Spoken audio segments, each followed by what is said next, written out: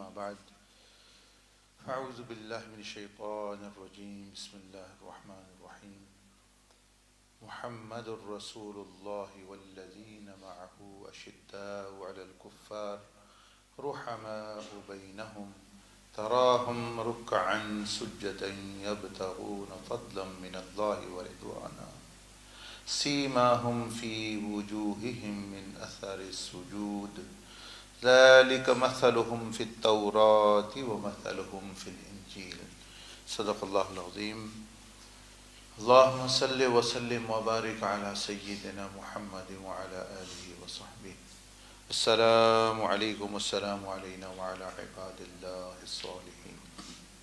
الحمدللہ، ماشاءاللہ آپ نے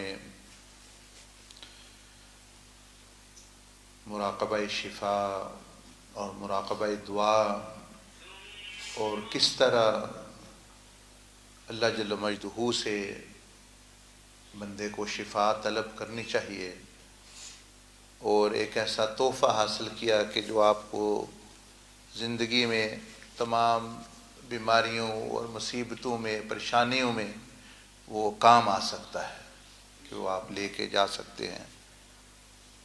نبی علیہ الصلوۃ والسلام اور انبیاء کرام علیہم السلام پہلے جو ان سے تشریف لائے وہ اسی لیے آئے کہ لوگوں کو اللہ پاک کے تحفے دینے کے لیے، کہ اللہ پاک نے جو اپنی مخلوق کو، اپنے بندوں کو جو پیغامات وہ وحی کی شکل میں، وہ اصل میں تحفے ہیں اللہ جل مجدہ کی طرف سے، احسانات ہیں، فضل ہیں، کرم ہے، جس سے بندہ انتہائی یعنی کامیابی دنیا آخرت کی حاصل کر سکتا ہے۔ خیر، اس مہینے کی بہت بڑی فضیلتیں ہیں۔ ایک فضیلت تو اس کی یہ ہے کہ یہ اللہ جل مجدہ کا مہینہ ہے۔ نبی علیہ الصلوۃ والسلام نے فرمایا کہ رجب جو ہے یہ اللہ پاک کا مہینہ ہے۔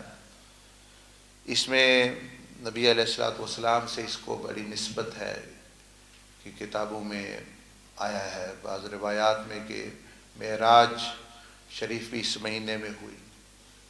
اسی طرح اس مہینے میں بہت بڑی ہستیاں اس دنیا میں تشریف لائی ہیں اور اس دنیا سے پردہ بھی فرمایا ہے۔ بہت سارے صحابہ کرام، اولیاء اللہ، جن میں سے چند کا ہم بھی آج تذکرہ کرنے کے لیے اکٹھے ہوئے ہیں۔ وہ ہیں امیر المومنین سیدنا علی بن ابی طالب کرم اللہ وجہ الکریم۔ آپ اس مہینے میں اس دنیا میں تشریف لائے اور یہ دنیا کے لیے ایک بہت ہی مبارک یعنی تحفہ تھا آپ کا یہاں آنا، اس دنیا میں آنا۔ اسی طرح اس کی نسبت حضرت خواجہ معین الدین چشتی سنجری رحمہ اللہ تعالی کے ساتھ بھی ہے کہ ان سے بھی نسبت ہے اس کی، اور خواجہ خیر الدین اولیاء رحمۃ اللہ علیہ جو صاحب مزار، یہ جو مزار زاویہ کے سامنے ہے، ان کے بھی نسبت ہے۔ اور اسی طرح سیدنا امام محمد باقر رحمہ اللہ تعالی بن امام علی بن حسین زین العابدین رضی اللہ تعالیٰ، ان سے بھی نسبت ہے۔ تو بہت ساری ہستیاں ہیں، اور ہمارے ایک بھائی کو بلال بھائی ہیں یہاں کھاریاں تعلق رکھتے، ان کو اللہ پاک نے بیٹا دیا، انہوں نے بھی خوشی کا اظہار، عقیقے کا اظہار، خوشی کا اظہار کیا، دعا کی درخواست کی۔ تو یہ تمام اللہ پاک کی نعمتیں ہیں، دنیا کی بھی آخرت کی بھی۔ خیر، سیدنا علی کرم اللہ وجہ الکریم ایک منفرد ہستی ہیں اور ایک یکتا ہستی ہیں کہ ان کو اس طرح دیکھیں کہ ایک سوال آپ کے ذہن میں قائم ہو، کیا کوئی ایسا بھی بندہ ہے، ایسی شخصیت بھی ہے جس کو بچپن سے لے کر یعنی ابھی اعلان نبوت بھی نہ ہوا ہو کہ نبی علیہ الصلوۃ والسلام نے اس طرح پالا ہو کہ آپ پوری زندگی آپ نے اس کی تربیت کی ہو، یہاں تک کہ آپ پردہ بھی فرما جائیں اور اس شخصیت کو آپ بنا کے گئے ہوں؟ بھئی بچپن سے لے کر جوانی اور تک جو ہے کیا ایسی کوئی شخصیت ہے؟ تو جواب ملتا ہے ہاں بالکل ہیں کئی. تو آپ علیہ السلام کی زندگی میں بہت دیر بعد مسلمان ہوئے، کوئی 5 سال بعد، کوئی 10 سال بعد، کوئی 40 سال کی عمر، کوئی اس طرح 45 سال کی عمر. کوئی جو ہے آپ علیہ السلام کے دوست تھے پہلے بھی، جیسے سیدنا ابوبکر صدیق رضی اللہ تعالیٰ عنہ. لیکن جو ہے سیدنا امام حسن حسین رضی اللہ تعالیٰ عنہ وہ نبی علیہ السلام بچپن میں ساتھ رہے، لیکن وہ زیادہ زمانہ حضور علیہ السلام کا پا نہ سکے. زیادہ زمانہ وہ آپ ان کی 7-8 سال عمر تھی، 10 سال تو وہ دنیا سے نبی علیہ السلام نے پردہ فرمایا. اس طرح کے جوانی میں آپ کے چچا تھے حضرت حمزہ، وہ ہم حضرت ابوبکر صدیق، وہ بھی آپ کے یعنی عمر سے جو ہے یعنی چند سال کا فرق تھا. تو آپ علیہ السلام کی اپنی تو اولاد نرینہ اولاد تھی، لیکن وہ دنیا سے پردہ فرما گئی. تو سوال پیدا ہوتا ہے کہ کیا کوئی ایسی شخصیت، ایسا بندہ کہ جس کو بچپن سے لے کر نبی علیہ السلام نے ہی سارے اس کے بچپن کو بھی اور اس کی جوانی کو بھی، اور اس کی جب جوانی پوری یعنی بندہ مردانگی کے یعنی زمانے میں داخل ہوتا ہے اور پھر جو ہے یعنی پوری طرح جوبن پر پہنچتا ہے. تو جواب ہے ہاں وہ شخصیت وہ سیدنا علی کرم اللہ وجہ الکریم کی ہے. کیوں؟ بہت سارے لوگ نہیں جانتے کہ یہ اپنے گھر نہیں پلے، اپنے گھر بڑے نہیں ہوئے. ان کو نبی علیہ السلام اپنے گھر لے آئے تھے حضرت ابو طالب سے کہ میں اس بچے کو پالتا ہوں. تو پھر یہ ان کی عمر پہلے بھی جب یہ نبی علیہ السلام جب حضرت ابو طالب کے گھر رہا کرتے تھے تو وہیں حضرت علی بھی تھے. تو پیدائش سے لے کر ان کو آپ علیہ السلام کا سایہ ملا، آپ علیہ السلام کی تربیت ملی، آپ علیہ السلام کی شخصیت ملی. یعنی انہوں نے جو آنکھیں کھولیں تو حضور علیہ السلام ان کے سامنے تھے.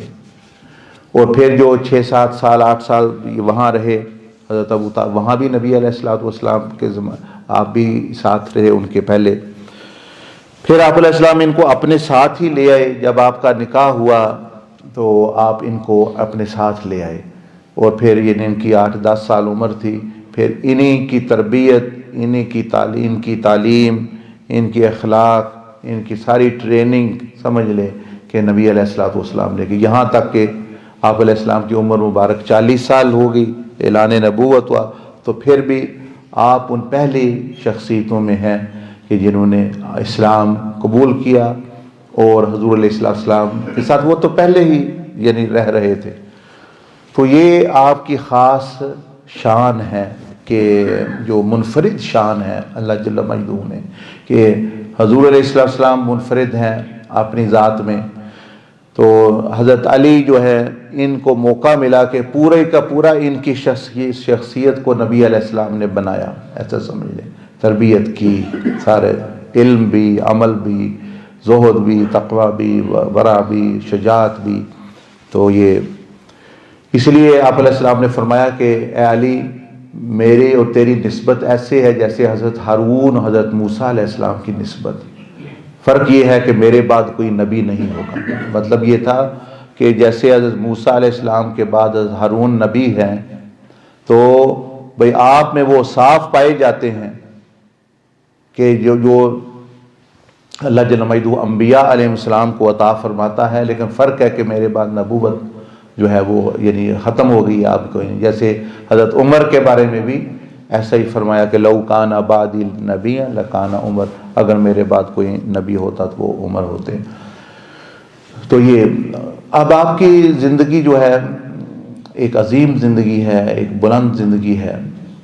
چند چیزیں آپ کی تعلیمات سے آپ کے خدمت میں پیش کرتا ہوں. نبی علیہ السلام نے ایک مرتبہ یہ ارشاد فرمایا کہ اللہ پاک جب کسی سے خیر کا ارادہ کرتا ہے، کسی کو نوازنا چاہتا ہے، تو اس سے مخلوق کی خدمت لیتا ہے. یہ حضرت علی سے روایت ہے کہ جب کسی پر اللہ پاک راضی ہو تو کیا ہوتا ہے اس سے کہ اس سے مخلوق کو فائدہ ہونا شروع ہو جاتا ہے، لوگوں کو فائدہ ہونا شروع ہو جاتا ہے۔ یہ اللہ پاک جن لوگوں کو پسند کرتا ہے ان لوگوں کو یہ چیز دیتا ہے، یہ چیز۔ تو آپ دیکھ لیں سب سے زیادہ پسندیدہ اللہ پاک کے کون ہے، محبوب کون ہے؟ وہ حضور علیہ الصلوۃ والسلام ہے۔ ان سے دینے سب سے زیادہ انسانیت کو فائدہ ہو، ظاہری بھی باطنی بھی ہر طرح فائدہ سب سے زیادہ اللہ پاک نے دیا ان کو۔ فرمایا کہ رحمت للعالمین، کہ ساری کائنات کے لیے رحمت۔ تو حضرت علی فرماتے ہیں کہ جب سے مجھے یہ پتہ چلا تو مجھے دو چیزوں سے بڑی خوشی ہوتی، دو چیزیں۔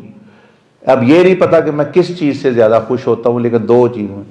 ایک تو جب کوئی بندہ میرے پاس حاجت لے کے آتا ہے، اپنی ضرورت لے کے آتا ہے، اپنی پریشانی لے کے آتا ہے، ضرورت لے کے آتا ہے، حاجت لے کے آتا ہے، تو فرمایا کہ مجھے بہت خوشی ہوتی ہے کہ اللہ پاک مجھے وہ چیزیں دینے والا ہے کہ جو چیزیں اللہ پاک پسند کرتا ہے، کہ جس کے لیے اللہ پاک خیر کا، جس کو اللہ پاک پسند کرے اس سے مخلوق کا کام لیتا ہے۔ تو یہ بندہ آ کے یہ مخلوق ہے، یہ مجھ سے کوئی مدد مانگ رہا ہے، تو اس کا مطلب ہے اللہ پاک مجھے نوازنا چاہتا ہے۔ یہ حضرت علی فرمایا اس سے مجھے بہت خوشی ہوتی ہے۔ اور فرمایا کہ پھر خوشی دوسرے موقع پھر اس سے ہوتی ہے کہ بعض دفعہ میں اس کی ضرورت پوری کر سکتا ہوں، بعض دفعہ نہیں، لیکن فرمایا کہ اگر میں اس کی ضرورت پوری کر دوں تو پھر مجھے اس سے بھی زیادہ خوشی ہوتی ہے، اور اگر نہ کروں تو پھر بھی مجھے اس کی خوشی ضرور ہوتی ہے کہ اللہ پاک کی رحمت نے میرا دروازہ تو کھٹکھٹایا، میری طرف تحفہ تو بھیجا۔ کیونکہ نبی علیہ الصلوۃ والسلام نے فرمایا، صلی اللہ علیہ وسلم نے ارشاد فرمایا کہ جب اللہ پاک کوئی ہدیہ بھیجے تو اس کی قدر کیا کرو۔ تو صحابہ کرام نے پوچھا کہ اللہ کی طرف سے کون سا ہدیہ ہوتا ہے، تحفہ کون ہے، کیا ہوتا ہے؟ ویسے تو ہر چیز ہی اللہ پاک کی دی ہوئی ہے۔ آپ علیہ السلام نے فرمایا جب سائل تمہارے دروازے پر آئے، جب حاجت مند تمہارے دروازے پر آئے، یہ اللہ کی طرف سے تحفہ ہے، تمہیں نوازنے آیا ہے۔ تم سمجھتے ہو میں دینے والا ہوں، وہ تمہیں دینے آیا ہے، وہ نوازنے آیا ہے۔ اس لیے انہی کے بیٹے پوتے، یعنی حضرت علی کے ہی بیٹے رضی اللہ عنہ، کیونکہ انہوں نے یہ تعلیمات سنی تھی اپنے باپ سے بھی، اپنے دادا حضرت علی سے بھی۔ امام زین العابدین رضی اللہ عنہ جب کوئی ضرورت مند، حاجت مند فقیر آتا تو آپ کھڑے ہو جاتے ہیں، کھڑے ہو جاتے ہیں۔ ہم تو تنگ ہو جاتے ہیں نا، آگے وہ کھڑے ہو جاتے، چلو پورے ہی نہ کرنا، آپ یہ نہیں ہر ایک کی آپ پوری کر سکتے ہیں، لیکن جو ہے اللہ پاک نے فرمایا وَأَمَّا السَّائِلَ فَلَا تَنْهَرْ، لیکن منہ تو نہ بناؤ، منہ تو نہ بگاڑو، منہ بے رخی تو نہ کرو، اور درستگی کا رویہ تو نہ اختیار کرو۔ اللہ پاک فرمایا یہ اس کے تو نہیں ہے، تمہارے پاس تو نہیں ہے، اللہ کو علم ہے نہیں ہے، لیکن جو ہے اس کا تو کوئی تک نہیں کہ مطلب ہے کہ چڑکنا اور بے رخی اور جو ہے منہ بنانا اور جو ہے یعنی اس طرح کی یعنی بدتمیزی کرنا یا اس طرح۔ فرمایا یہ تو نہ کرو۔ وَأَمَّا السَّائِلَ فَلَا تَنْهَرْ۔ تو امام زین العابدین رضی اللہ عنہ انہی کے بیٹے وہ کھڑے ہو جاتے۔ لوگوں نے پوچھا کہ آپ کیوں کھڑے ہو جاتے ہیں فقیروں کے لیے، مانگنے والوں کے لیے؟ فرمایا اس لیے کہ یہ میرا مال جو ہے آخرت میں پہنچاتا ہے بغیر معاوضے کے۔ مطلب میں کسی کو کہوں میرا یہ ڈبہ لاہور لے جانا، وہ دیکھیں نا وہ بس والا بھی یا گاڑی والا بھی پیسے لے گا، بھائی میں آپ کا ڈبہ لے جاتا ہوں، آپ مجھے 2000 روپیہ دے اور کرایہ بھی دے، میں پہنچا آتا ہوں۔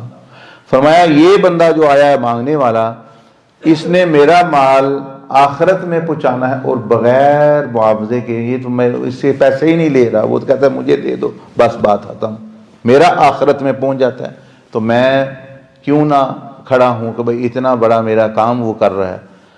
تو یہ ان کی تعلیمات تھی۔ تو حضرت علی فرمایا کرتے رضی اللہ عنہ کہ مجھے بڑی خوشی ہوتی ہے جب کوئی سائل آئے یا میں اس کی پھر ضرورت پوری۔ کیوں خوشی ہوتی ہے؟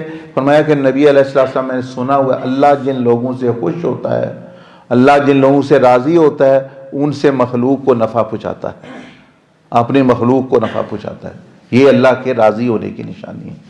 تو بندے کو بتائیں، اسی میں طرح ایک واقعہ بھی آتا ہے کہ ایک مرتبہ گھر میں کھانے کے لیے کچھ تھا نہیں، تو حضرت سیدہ کائنات سیدہ فاطمہ الزہرا رضی اللہ تعالیٰ عنہ نے آپ کو 6 درہم دیے کہ چلیں یہ 6 درہم ہے، گھر میں فاقہ چل رہا ہے، حسن حسین بھوکے ہے، تو یہ 6 درہم ہے، کسی طرح میں لائی ہوں، تو آپ جو ہے اس سے جو ہے کچھ خرید لاؤ۔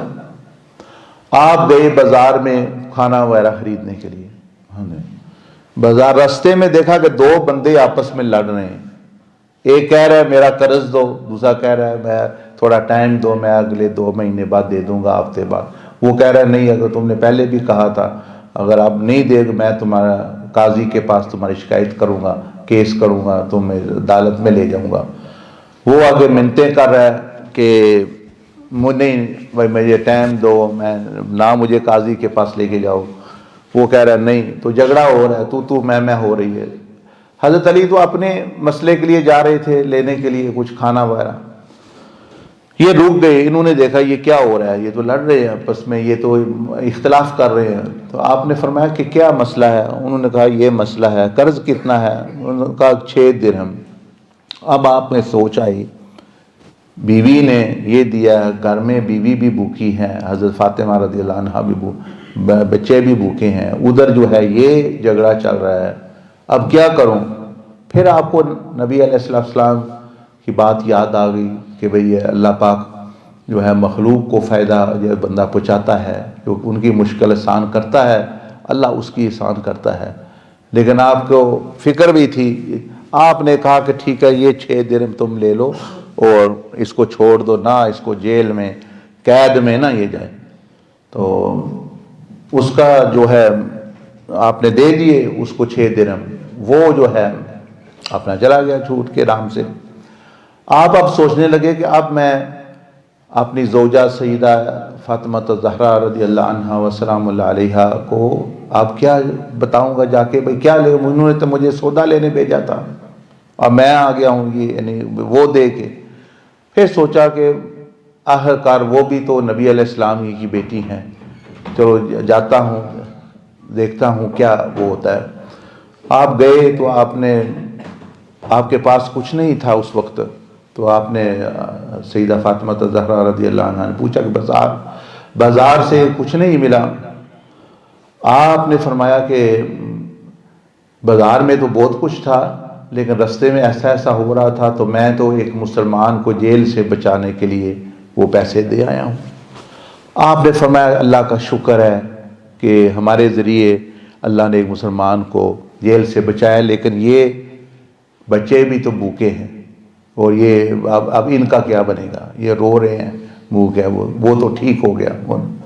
اب جو ہے آپ کو پریشانی ہو گئی، بھئی میں نے تو وہ بھی خرچ کر دیے، اب گھر میں اسی طرح کی پریشانی تو پھر ہے، کھانا ہی نہیں ہے۔ آپ نے سوچا کہ ایسا کرتے ہیں یا پریشانی ہے، چلو حضور علیہ السلام کی مجلس میں چلتے، کیونکہ آپ علیہ السلام کی مجلس میں جو بندہ جاتا اس کی تمام پریشانی اس کو یاد ہی نہ رہتی، کوئی تو زیارت کرتے ہی وہ بھول جاتا، یعنی وقتی طور پر اس کے ذہن چیزوں سے اتر جاتی، کوئی آپ علیہ السلام کی جو صحبت ہوتی تھی نورانیت، اس کے اثر سے اس کو جو ہے وہ معاملات ایک سکون سا مل جاتا، ایک اطمینان سا مل جاتا۔ آپ نے فرمایا کہ چلتے ہیں حضور علیہ السلام کے پاس بیٹھتے ہیں ان کی صحبت میں، چلو یہ پریشانی کم ہو، اب حل تو نظر آ نہیں رہا۔ رستے میں جاتے ہیں، ایک بندہ ہے اونٹ اس نے ساتھ لیا ہوا ہے، اور اونٹ پر سامان ہے، وہ کہتا ہے کہ مجھ سے یہ اونٹ خرید لو۔ آپ فرماتے ہیں بھائی میرے پاس تو پیسے ہی نہیں، میں خرید لیتا، لیکن میرے پاس، اس نے کہا نہیں آپ خرید لو، آپ ادھار لے لو، بے شک بعد میں دے دینا۔ آپ نے فرمایا اچھا چلو ٹھیک ہے دے دو، پھر میں بعد میں مہینے بعد جب بھی مانگے تو تم نے دے دوں گا۔ وہ آپ نے 200 کا یعنی ادھار جو ہے وہ لے لیا، یا جتنا بھی ہے وہ اونٹ آپ لے کے بازار کی طرف گئے، چلو میں بیچتا ہوں، بھائی اونٹ بھی ہے سامان بھی ہے۔ گئے تو ایک اور بندہ ملا، اس نے کہا یہ اونٹ بیچنا ہے جی، کتنے پیسے؟ اس نے کہا 600 دے، 600 کا میں لے لوں۔ آپ نے بیچ دیا، اس سے پیسے لیے، اس کو بھی دیے، اور باقی جو بچ گئے اس سے کھانا وغیرہ لا کے گھر میں دیا، وہ بھی خوش ہو گئے، بچے بھی، سارا۔ نبی علیہ السلام کی خدمت میں گئے تو خوش تھے. تو آپ نے فرمایا اے علی مجھے اللہ پاک نے اطلاع دی ہے کہ تم نے آج ایک بہت اچھا کام کیا ہے, بہت بڑا کام کیا ہے. کیا؟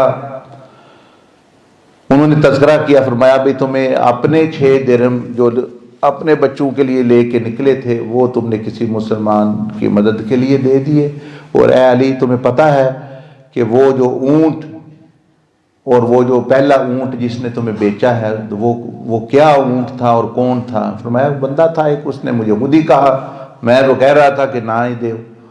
فرمایا کہ وہ جبریل علیہ السلام تھے, اور جس نے خریدا ہے تم سے وہ حضرت اسرافیل علیہ السلام تھے. فرمایا کہ یہ اللہ پاک غیب سے مدد کرتا ہے, جو اس کے بندوں کی مدد کرتا ہے تو اللہ پاک پھر غیب سے سبب بناتا ہے اس بندے کی مدد کے, چاہے اللہ پاک پھر فرشتے بھیجے, چاہے اللہ پاک براہ راست کوئی ذریعہ بنا دے. مطلب یہ چیز.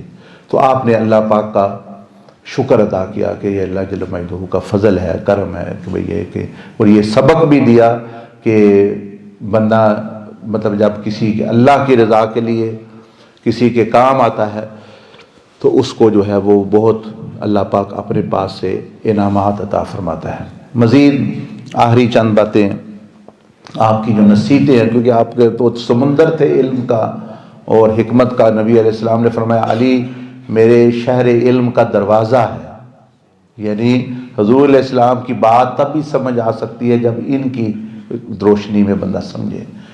آپ نے ایک مرتبہ یہ ارشاد فرمایا کہ حکمت کی بات یہ ہے کہ 8 چیزیں بندے کرتے ہیں, 8 عمل کرتے ہیں, 8 چیزیں بندوں کو بعض دفعہ اللہ پاک دیتا ہے, توفیق دیتا ہے, نعمتیں دیتا ہے, لیکن وہ فائدہ نہیں اٹھا سکتے, فائدہ کوئی نہیں ہوتا ان چیزوں کا, اور 8 ہی وجہ ہیں جس وجہ سے فائدہ نہیں ہوتا. تو شاگردوں نے فرمایا کہ حضرت ہمیں بتائیں تاکہ یہ نہ ہو کہ ہمیں بھی وہ چیزیں ملیں اور ہم بھی فائدہ نہ اٹھا سکیں. تو آپ نے فرمایا کہ نماز جو ہے یہ فائدہ نہیں دیتی جب تک کہ نماز میں حضوری نہ ہو, کہ میں اللہ کے سامنے کھڑا ہوں, اللہ پاک کا جو ہے خوف, اللہ پاک کی کبریائی, اللہ کی محبت, اللہ پاک میرے ساتھ ہے, اللہ پاک دیکھ رہا ہے میرے سجدوں کو, رکوع.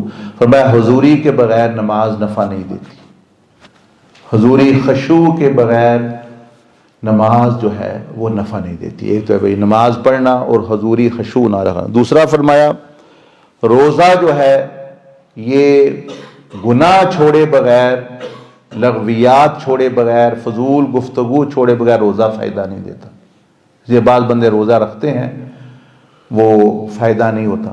فرمایا کہ یہ چیز ہے, یہ ایسے ہے جیسے ایک سمجھ لیں آپ نے ایک جگ ہے, وہ جگ میں آپ قیمتی چیزیں ڈال رہے ہیں یا مثال کے طور پر جوس ڈال رہے ہیں, دودھ, لیکن اس کے نیچے سوراخ ہے, اس کے نیچے اتنا بڑا سوراخ ہے, وہ دودھ اوپر سے ڈالتے ہیں وہ نیچے سے وہ نیچے گر جاتا ہے, اوپر سے ڈالتے ہیں نیچے سے نیچے گر جاتا ہے. اب کیسے وہ بھرے گا, کیسے بندہ پیے گا؟ جہاں لے کے جانا ہے, یہاں سے آپ 1 میل دور لے کے جانا ہے تو وہ جاتے تک کیا بچے گا, وہ تو اسی وہیں گر گیا.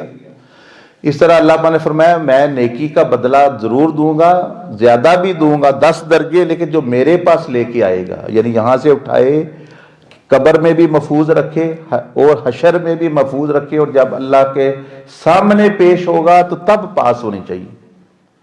اگر پہلے ہی کوئی جمع تفریق ہو گئی تو پھر اجر کس چیز کا ملنا ہے؟ ہم سمجھتے ہیں نیکی کر لی ثواب مل گیا, ایسی بات نہیں ہے. وہ اجر اللہ پر فرمایا من جاء بالحسنہ, جو نیکی میرے پاس لے کر پہنچے کہاں؟ حشر میں جب رب سے ملاقات ہونی. اب ہمارے سے یہاں پہاڑ نیکیوں کے لگائے ہوئے ہیں, 2-4 ادھر دے دی, 2-4 ادھر دے دی, کسی کی غیبت کر لی, کسی کا کچھ ہوا, اور کوئی ضائع ادھر ہو گئی. تو جب حشر میں ایک بندہ جائے گا, جب اللہ کے سامنے فائنل ملاقات اللہ سے ہونی ہے, حساب کتاب دیکھیں نا, پہلے وہ ترکھڑی, وہ جو یعنی ترازو ہے, وہاں سب کچھ فارغ ہو کے تو اللہ کی بارگاہ میں پیش ہونا ہے فائنل فیصلے کے لیے. تو اس وقت جو جمع تفریق ہو کے کچھ بچا تو وہ اللہ کے سامنے پیش کرنا ہے. اللہ پاک کہتا ہے میں اس کا بدلہ دوں گا.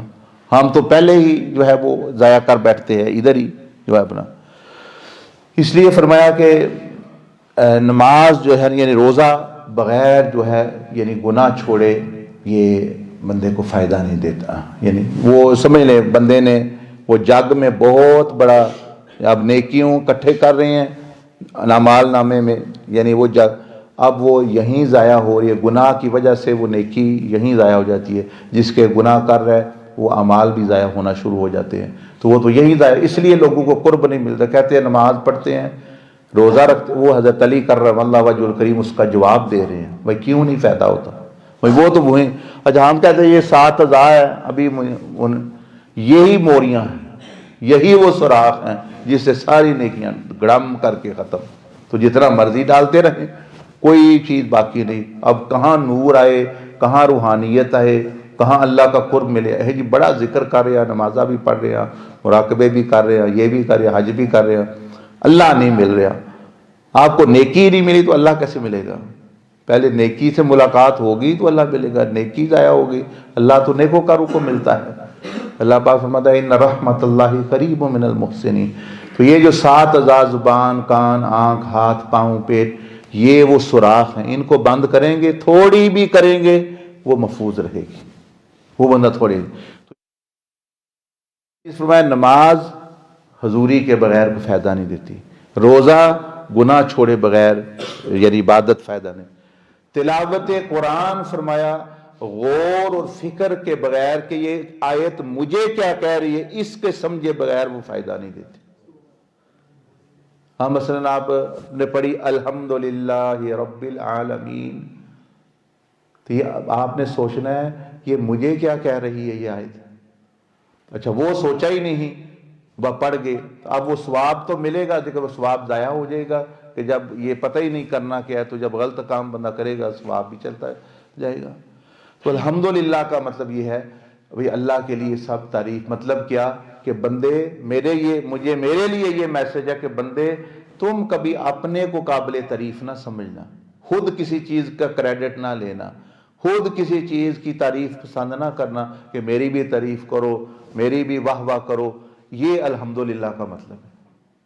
یعنی اس آیت کے 2 رخ ہیں، ایک تو وہ اللہ کی تعریف بتا رہی ہے، دوسرا بندے کو بھی بتا رہی ہے بندے جب خدا ہی کے لیے ساری تعریف ہے تو تم کیوں میں اور مطلب ہے کہ واہ واہ اپنے لیے چاہتے ہو. پھر اس کو بند کرو اور اللہ کی طرف نسبت کرو. کوئی تمہاری تعریف بھی کرے تو اس کو بھی اللہ کی طرف بھیج دو جہاں سے وہ آئی ہے. کہ اللہ نے اگر حسن دیا ہے تو اللہ نیکی دی ہے تو شکر ہے کہ اللہ نے بھئی ہمیں دیا ہے تو اللہ پاک کی طرف جو ہے بھیج دینا. تو اسی طرح ہر آیت الرحمن الرحیم، یہ کیا آیت آپ کو کہہ رہی ہے؟ یہ کہہ رہی ہے کہ تم بھی اپنے اندر رحمت پیدا کرو. بھائی وہ رب ہو کر رحمان ہے، رحیم ہے، تو تم بندے ہو کر پھول پھول کے پھٹنے لگے ہو اور مطلب ہے اکڑ اکڑ کے مرنے لگے ہو. تو تم میں یہ نرمی کیوں نہیں ہے؟ بھائی خدا سے طاقتور کون ہے؟ تو وہ طاقت کے باوجود رحمان رحیم ہے.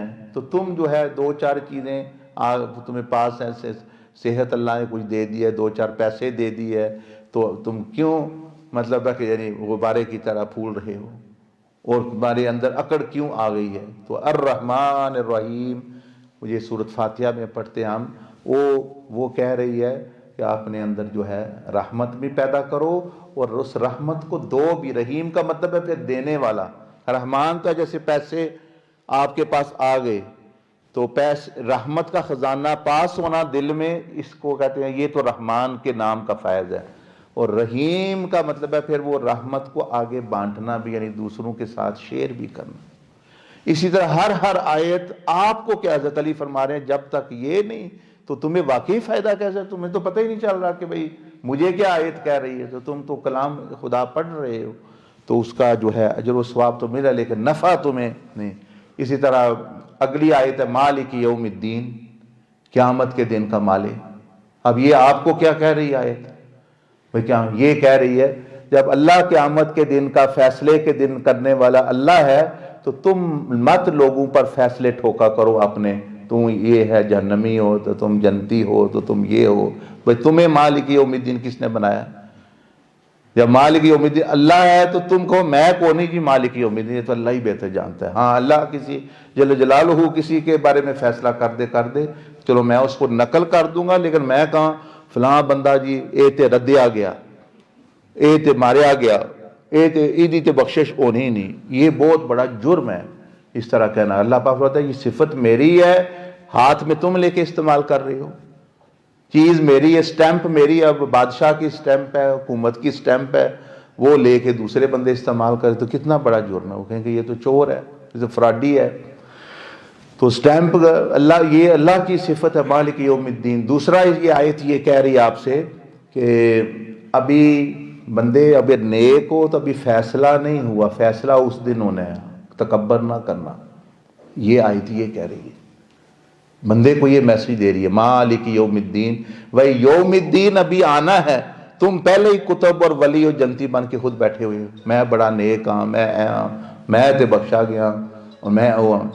اور دوسرا یہ آیت جو ہے ساتھ یہ بھی کہہ رہی ہے بندے کو کہ اگر گناہگار ہے تو اس کو امید دلا رہی ہے کہ بندے ابھی فیصلے کا دن آیا نہیں، گناہگار ہو کوئی بات نہیں، بدل لو اپنی چیزیں اور توبہ کر لو. یہ تو اس طرح ہر آیت جو ہے وہ کچھ نہ کچھ بندے کو میسج دے رہی ہوتی ہے. بہت سارے میسج ہوتے ہیں. اب ہم ساری زندگی ہو گئے پر مالک یوم الدین مالک، یہ پتہ ہی نہیں ہمیں کیا وہ کہہ رہی ہے. یہی حضرت علی فرما رہے ہیں کہ تمہیں جب تک یہ نہیں پتا تمہیں نفع کیسے ہوگا. اسی طرح ایاک نعبد، ہر آیت جو ہے آپ کو پڑھ کے سوچے بھائی اے منو کے پی آخری آیت میرے کو اللہ پاک کے چند ہے، یہ آیت کے چاندی میرے کو. وہ حضرت علی فرمایا کہ جب تک اس طرح نہیں پڑھو گے قرآن تو تمہیں نفع نہیں ہوگا، ثواب ملے گا لیکن وہ ثواب بھی ضائع ہو جائے گا جب برے اعمال کرو گے. چوتھی چیز آپ نے فرمایا علم جو ہے یہ عمل کے بغیر نفع نہیں دیتا. ایسے بہت سارے میں بہت پڑھے ہے، میری بڑی وڈی ریسرچ ہے، میں 2 کتاباں بھی لکھیاں نے، اینج پڑھیا، میں ڈگری ہے. عمل کیا ہے؟ فرشتوں نے یہ پوچھنا ہی نہیں قیامت والے دن علم کتنا حاصل کیتا ہے، انہوں نے پوچھنا ہے علم پر عمل کتنا کیا. تو علم عمل کے بغیر جو ہے وہ نفع نہیں، مردہ ہے. یعنی علم اگر جسم ہے تو عمل اس کی روح ہے، تو روح کے بغیر پھر وہ جسم مردہ ہوتا ہے. اسی طرح آپ نے فرمایا 5ویں چیز فرمایا مال اور پیسہ جو ہے بندے کو اللہ کی راہ میں خرچ کیے بغیر نفع نہیں دیتا. یعنی مال صدقہ اور اللہ کی راہ میں خرچ کرنے کے بغیر وہ فرمایا کہ اس سے کوئی نفع نہیں ہوتا، وہ ضائع، یہاں کھایا پیا کپڑے پہنے چلے گئے. فرمایا کہ جب تک وہ اللہ کی راہ میں خرچ وہی مال بچ جاتا ہے. ہمیں یہ ہے کہ یہ بچ گیا جو ہماری جیب میں ہے، وہ فرما رہے ہیں وہ بچ گیا جو جیب سے چلا گیا ہے اللہ کی راہ میں، وہ تو اللہ کے پاس چلا گیا. حضرت سیدہ عائشہ صدیقہ رضی اللہ عنہ نے فرمایا کہ ایک مرتبہ گوشت آیا تو وہ بکری کا گوشت تھا. تو میں نے آپ علیہ السلام نے فرمایا کہ اس سے بھئی کوئی گوشت بچا ہے، تو انہوں نے فرمایا کہ دوسرا تو انہوں نے غریبوں میں تقسیم کر دیا. انہوں نے فرمایا بس مثال کے طور پر بھئی ایک ٹانگ اس کی بچ گئی ہے. آپ نے فرمایا کہ آپ علیہ السلام فرمایا کہ ٹانگ نہیں بچی، سمجھ لے وہ دوسرا جو دیا ہے وہ بچ گیا ہے، یہ جو ہے یہ تو ہم کھا جائیں گے، وہ بچ گیا ہے، باقی وہ ہے جو اللہ کی راہ میں ہم نے دے دیا، باقی یہ نہیں ہے، وہ ہے جو اللہ کی راہ میں دے دیا. تو یہ فرمایا 5ویں چیز. 6ٹھی چیز فرمائی کہ صحبت، بندوں کے ساتھ ملنا جلنا تبھی نفع دیتا ہے جب ان سے ہمدردی کرنی اور ان کی مدد کرنی ہے، ورنہ پھر ملنے جلنے کا فائدہ نہیں، ورنہ پھر جو ہے دوسروں کو تم نے پریشان ہی کرنا ہے مل جل کے. فرمایا لوگوں کے ساتھ اگر صحبت رکھنی ہے، لوگوں کے ساتھ ملنا جلنا ہے، یہ ذہن میں رکھ لو، ہمدردی یعنی ان کا احساس بھی کرنا اور مدد بھی کرنا. اور اگر کوئی نیکی کر دے تو فرمایا کہ اس کا اتنا احسان مند، یعنی نیکی کرنے والے کو تو نہیں چاہیے وہ احسان جتلائے، لیکن جس کے ساتھ نیکی ہو وہ تسبیح پڑھے، سمجھے اس کے یعنی شکر کی، یعنی یہ اللہ کو وہ بندہ پسند ہے. فرمایا من لم یشکر الناس، جو بندوں کا شکر نہیں کرتا ہوگا تو اللہ نے منو دیتا ہے، نہیں اللہ پر من. تو بھائی اگر اللہ نے آپ کو دیا، یہ پہلی بات تو یہ ہے کہ اللہ نے براہ راست آپ کو دیا ہی نہیں ہے. اللہ نے براہ راست کوئی آپ کے پاس فرشتہ بھیجا ہے تو اللہ نے جس وسیلے سے دیا اللہ پاک چاہے اس کی قدر کرو. اب ماں باپ دیکھیں ایک وسیلہ بنتے دنیا میں آنے کا, وہ کافر بھی ہوں تو اللہ پاک کہتا ہے قدر کرو ان کی. تو یہ چیز فرمایا کہ بھئی یعنی دوستی اور صحبت, لوگوں کے ساتھ مجالست اور ملنا جلنا تبھی نفع دے گا جب ان کی یعنی ہمدردی اور مدد. اور فرمایا کہ اگر کوئی یہ مطلب یہ کوئی تمہارے ساتھ نیکی کرتا ہے تو تمہیں چاہیے اس کی نیکی کا تذکرہ کرو, اس کو چاہیے چھپائے, اس کو چاہیے نہیں کرے. تمہیں چاہیے کہ لوگوں کو چھوٹی بھائی فلاں نے میرے لیے یہ مدد کی, فلاں نے مجھے یہ ہدایت دی, فلاں نے میری یہ رہنمائی کی, فلاں نے میری یہ مشکل دور کی. یہی شکر ہوتا ہے, نعمت کا تذکرہ جو ہے, اللہ کی پھر نعمتوں کا تذکرہ کرنا, یہ چیزیں کرنا. بزرگوں نے کتابیں لکھی ہیں نعمتوں کے بارے میں, بھائی یہ مجھ پر نعمت ہوئی, یہ مجھ پر نعمت ہوئی, مطلب 200-300 صفحے کی 400 صفحے کتابیں لکھ دی کہ بھئی یہ بھی ایک شکر کا طریقہ ہے. تو یہی فرمایا کہ 7ویں چیز کہ نعمتیں شکر کے بغیر فائدہ نہیں دیتی. نعمتیں شکر کے بغیر, شکر نہیں کہ وہ نعمت کا فائدہ ختم ہو جاتا ہے, آگے وہ نعمت پھولتی پھولتی نہیں, بڑھتی نہیں. چیزیں ہوتی ہیں لیکن فائدہ نفع نہیں اٹھا سکتا, خوشی نہیں. تو نعمتیں فرمایا شکر کے بغیر فائدہ نہیں دیتی. اور دعا, آخری بات جو آپ نے فرمائی 8ویں چیز, دعا جو ہے جب بندہ مانگتا ہے وہ غافل دل کے ساتھ فائدہ نہیں دیتی, یعنی قبولیت کو نہیں پہنچتی. اور یہ حدیث بھی ہے حضور علیہ السلام ان اللہ لا یقبل, کہ اللہ پاک قبول نہیں کرتا دعا ایسے دل کی من قلب لاہن, یعنی قلب لاہن یعنی وہ دل جو غفلت میں ہو. یعنی دعا مانگے تو سب سے پہلے حضوری میں آنا, اللہ پاک میرے ساتھ ہے, مجھے دیکھ رہا ہے, سن رہا ہے. تو یہ آپ کی چند تعلیمات بھی آپ نے سن لی, اور یہ بڑی قیمتی تعلیمات ہے. بھئی یہ چیزیں جو 8 چیزیں جو آپ نے گنائی کہ بھئی تم کر تو یہ رہے ہو لیکن تمہیں فائدہ نہیں دے ہوگا. نماز پڑھ رہے ہو حضوری کے بغیر, روزے رکھ رہے ہو گناہ چھوڑے بغیر, تلاوت کر رہے ہو غور فکر بھئی مجھے کیا کہہ رہی اس کے بغیر, علم حاصل کر رہے ہو عمل نہیں ہے, مال ہے اللہ کی راہ میں خرچ نہیں کر رہے, لوگوں کے ساتھ رہ رہے ہو لیکن جو ہے ہمدردی اور مدد نہیں بلکہ الٹا تکلیف دے رہے ہو, تو تمہیں تو یعنی فائدہ اور نہیں ہوگا. اور نعمتیں ہیں شکر کے بغیر فائدہ نہیں دے گی, اور دعا غافل دل کے ساتھ فائدہ نہیں دے گی. اور اسی لیے آپ نے بلکہ نبی علیہ السلام نے فرمایا کہ یہ ہستیاں جو یعنی اولیاء اللہ کی ہستیاں, فرمایا کہ ان کی ایک نشانی ہوتی ہے وہ کچھ بھی نہ کہیں, وہ کچھ بولے نہ, صرف ان کی موجودگی بندوں کو خدا کی یاد دلا دیتی. فرمایا یہ ولی ہوتا ہے. یہ نبی علیہ السلام نے فرمایا اذا رؤوہ ذکر اللہ, اگر کوئی دودھ بیچتا ہے تو اس کی موجودگی آپ کو دودھ کی یاد دلا دے گی, بھئی یہ دودھ والا ہے, یہ دودھ کا یاد آنا شروع ہے.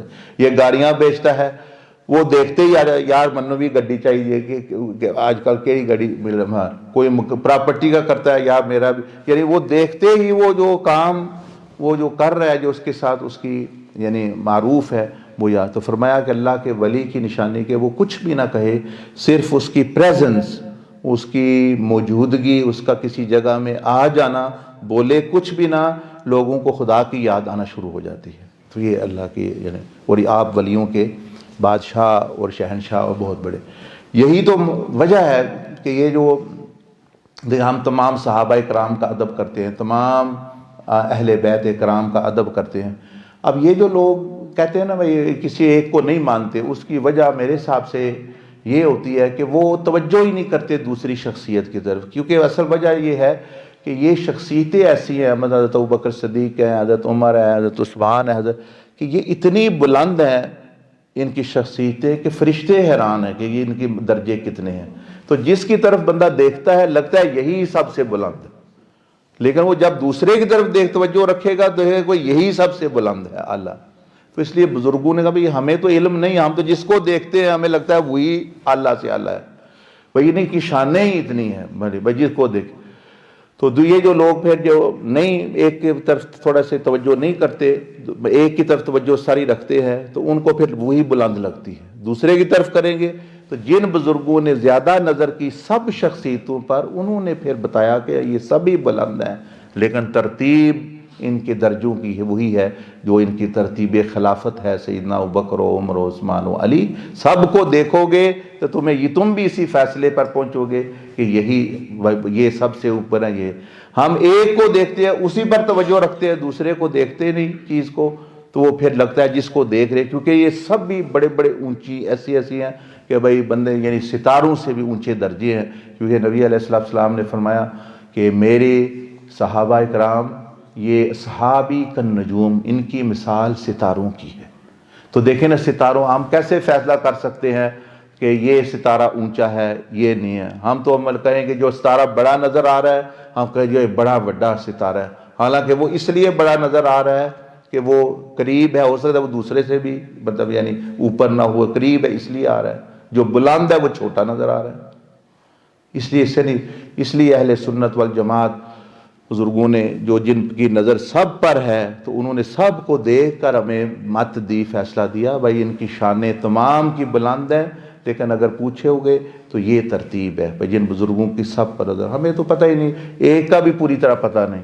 تو اس لیے ان کی یہ بھی نصیحت تھی حضرت علی کی کہ مجھے ابو بکر و عمر پر فضیلت نہ دو، آپ فرمایا میں سزا دوں گا جو اس طرح کرے گا، یعنی اپنا بھائی وہ اپنا بڑی ہستیاں ہیں، وہ اپنا یعنی بہت بزرگ ہستیاں، اور آپ کی اپنی شان تو دیکھیں نا، بندہ جب دیکھتا ہے کہ اتنی بلند کہ نام ہی علی ہے، علی مطلب بھی بلندی ہے، علی کا مطلب بھی بلندی، اور یہ اللہ کا نام ہے۔ نبی علیہ السلام عام طور پر اجازت نہیں دیتے تھے کہ اللہ کے نام رکھو، لیکن وَهُوَ الْعَلِيُّ الْعَظِيمُ، یعنی سورت یہ آیت الکرسی میں علی اللہ کا نام ذکر کیا، وہ علی بھی ہے عظیم بھی ہے، اور ان کا نام بھی علی، اور آپ علیہ السلام خود ان کو علی پکارتے، یعنی مہر لگا دی کہ یہ واقعی بلند ہستی ہیں، یعنی صحابہ اکرام میں ان کا بہت بڑا بلند مقام ہے، اعلیٰ مقام ہے، اللہ پاک نے بہت بڑا یعنی درجہ آپ کو عطا فرمایا۔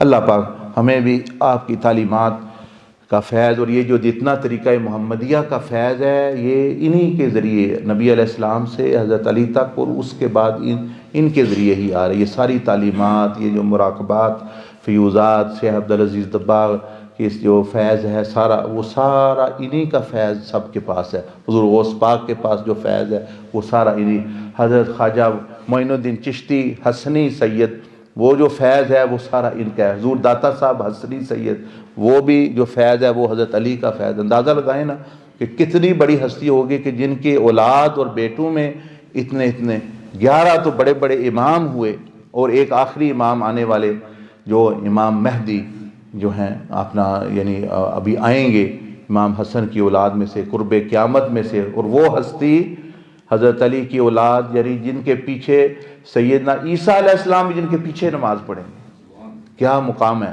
وہ، اس لیے کہ بھئی یہ نبی علیہ السلام کی امتی بھی ہے، ان کی اولاد بھی ہیں، اور حضرت علی کی جو ہے اپنا یہ اللہ جل مجدہ ان کے درجات مزید بلند فرمائے۔ اب دعا کر لیں پھر یہ اذان دے نماز پڑھ لیتے۔ الحمدللہ رب العالمین والسلام علی رسول اللہ وعلی آلہ وصحبہ اجمعین۔ یا رب العالمین یا ارحم الراحمین، اپنے فضل و کرم و احسان سے ہم سب پر رحم فرما، فضل فرما۔ یہ لوگ ہستیاں، پاک ہستیاں جن کا ہم تذکرہ کر رہے تھے، یہ تو اپنا وقت گزار کے کامیابی کے ساتھ دنیا سے چلے گئے، ہم ابھی بہت خطرے میں ہیں، فتنے کے دور میں رہ رہے ہیں، آزمائشوں میں ہیں، طرح طرح کی مشکلات میں ہیں۔ یا رب العالمین ہم پر بھی اپنا فضل و کرم فرما، ان ہستیوں کے نقش قدم پر چل کر ہمیں بھی کامیابی کامرانی نصیب فرما۔ یا رب العالمین یا ارحم الراحمین، سیدنا علی کرم اللہ وجہ الکریم کی ذات کا فیض، اور آپ کی روحانیت کا فیض، اور آپ کے علم کا فیض جو خاص علم، اور آپ کی شجاعت کا فیض ہم سب کو نصیب فرما۔ یا ارحم الراحمین قیامت کے دن ان کی شفاعت اور ان کے جھنڈے تلے ہمیں جمع فرمانے کے قدموں تلے، جنت میں ان کا دیدار اور صحبت، دنیا میں ان کا مشاہدہ، روحانیت میں یا رب ان کا ساتھ نصیب فرما۔ اس طرح ہمیں دوسرے بھی تمام اہل بیت اطہار، تمام صحابہ کرام، سیدنا ابوبکر صدیق رضی اللہ، سیدنا عمر الفاروق، سیدنا عثمان غنی، اور جتنے اور بھی اصحاب ہوئے، اہل بیت ہوئے، سب کی محبت، سب کا فیض نصیب فرما۔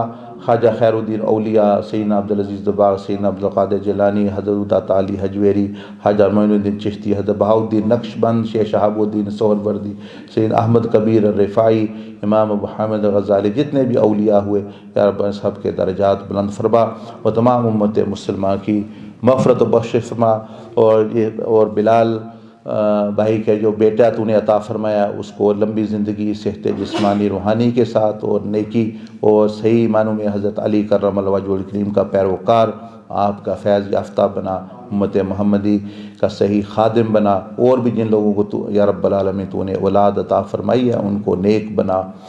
تھوڑا سا وقت رہ گیا ہے، چند سال، پتہ نہیں چند مہینے، چند گھڑیاں رہ گئی ہیں کہ موت قریب آ رہی ہے، تیاری کی توفیق عطا فرما یا ارحم الراحمین یا ارحم الراحمین، وصلی اللہ علی النبی الامی وعلی آلہ وصحبہ وسلم تسلیما، آمین۔ جزاک اللہ۔